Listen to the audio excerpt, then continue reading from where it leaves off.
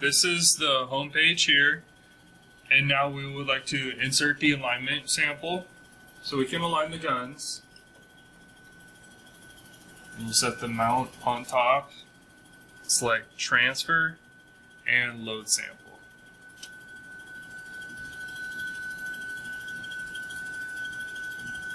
So this centers the stage, and now it's ready.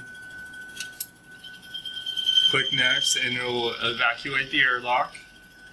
And then once the temperature or the pressure stabilizes, then we can insert the sample.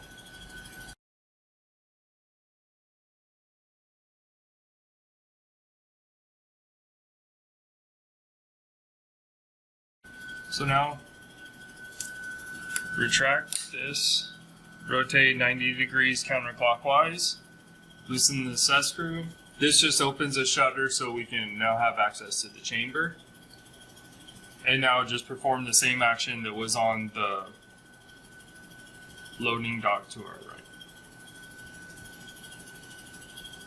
Then once the sample is down inside the chamber, rotate this back to the center and insert.